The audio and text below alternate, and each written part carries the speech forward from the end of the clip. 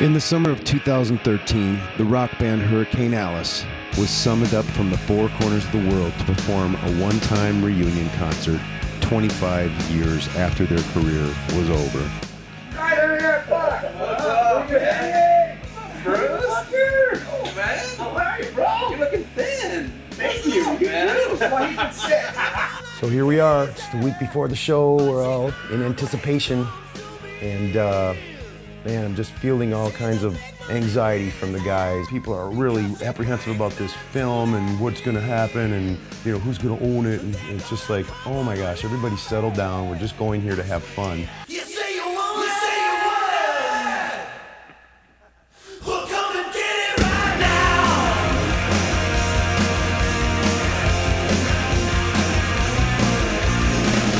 And Bruce called me and he said, hey, so we got this show and this and that, whatever, and get the boys back together. And I instantly said, I'm in, I'm down, I'll do it. Tell me where to be, and you know, and I'm there. Got a call from Bruce to put this reunion thing together. And my first reaction is, it's gonna be great to see everybody. It's gonna be awesome just to hang out. It's not even, I mean, it's been so many years since we played that music. So this reunion, it's actually kind of interesting because Bruce, if you know Bruce, and you might get to know him through this, he always like baits you with an idea, like of like this simple, like we're gonna go to Vegas and just, you know, catch up and have a, you know, one show and that's it. And then the next thing I know, I'm sitting in front of a camera doing an interview. What'd you guys hope to get out of this? Huh? Out alive. Out alive? Out alive. Yeah. Well, not getting. Let's go 500 bucks. 500 bucks. 500 bucks. He really needed the 500. 500 would be good. How I started getting into music was I was into the theatrical scene, like bands like Kiss, and I thought Gene Simmons was a very, very cool character and everything. Every time they come out with a record, all me and my friends would go down and buy their record, and he really inspired me to start playing. I remember being about yay high and being in the choir at church. There was just a lot of music in my family. I got a guitar when I was 8 years old for Christmas because I think I pestered my mom to death. And it took a lot of years to get to where I could actually play a song. One thing that really inspired me was the Beatles. Right now, when I hear those Beatles songs, they're so ingrained in my personality. I mean, it's just a part of me and how I write, and I absolutely adore the Beatles. I come from a really musical family, so from, you know, a little tiny kid, I remember going to these crazy barbecues and parties that they would throw, and everybody would just, you know, jam and stuff. So music for me has kind of just been, you know, from the beginning. I mean, it was all I knew, really. 7th grade, I had a buddy of mine in school that, you know, we'd go and hang out at his house all the time, and I walked into his room one day, and there was a blue Sparkle Ludwig drum kit sitting there.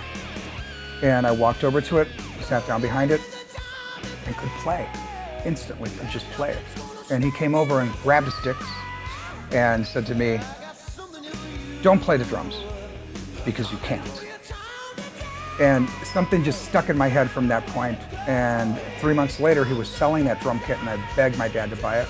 He bought it for me, and that's how it started. I started playing when I was 12, so that was many moons ago. Took guitar lessons, always tried to get better. I think I'm kind of lucky in the sense that I am able to do something with my life that I've always loved to do, which is play the guitar. I remember doing an interview one time with Metal Edge magazine back in the day, and they asked what you wanted to do in the future, and I said I wanted to write for guitar magazines and do instructional videos, and years later, that's what I'm doing, so be careful what you wish for.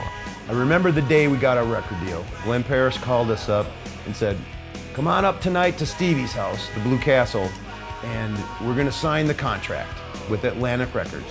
And we were all kind of like, I wonder if it's going to go through this time, because we've done that a million times. And right in there is where we signed our record deal, which was about that thick. And they said, here, sign this. We had a party, we all started drinking, and we just signed our lives away.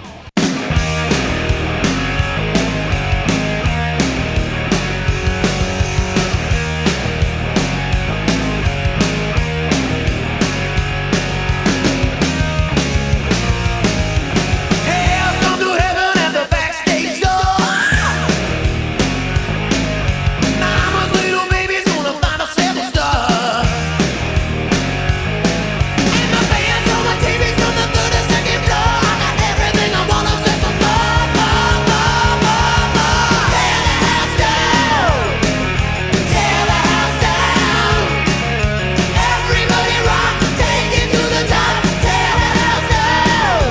At the end of Hurricane Alice, we actually had put a bunch of work into a second album. We were in pre-production for a long time for the second record. I think we were in pre-production for, God, man, it seems like a couple of months almost. We wrote 25 or 30 songs, something like that. We had a lot of tunes. We were gonna do a second record, and then Black Friday came and everybody got dropped. It was a weird transitionary period in music, rock music, because Seattle was starting to really break out and make noise. The Seattle sound came in and kind of wiped us out a little bit. Although I liked the Seattle sound, I thought that the music, the 80s music, was based around a little bit more partying and fun, which was what I was kind of doing in my life. And at that time, I was really resentful against that whole movement that was happening with the flannel and the, like, because we had come from like, oh, the big hair and you got to look badass and you got to put on a show. And Seattle was all about, hey, fuck that shit. And everybody looks just, like they were, working in a, whatever, wearing their flannels and stuff like that. And I hated it. Now I look back on it and I respect it. You can't go back and do it again, So when you see us on stage at 50 years old, I hope it doesn't come off as being like, these guys still think they're rock stars or anything like that, because it's not about that at all. It's just about having fun. This band had a brotherhood kind of feeling, because we came up and it was our first deal, and there was just a connection between the guys. Every time we get together, it's exactly the same. It's like we haven't missed a beat. It's almost like somebody pushed pause on the machine and then, okay, 25 years later, play, and you just kind of like pick up right where you left off. And I've never had that kind of connection.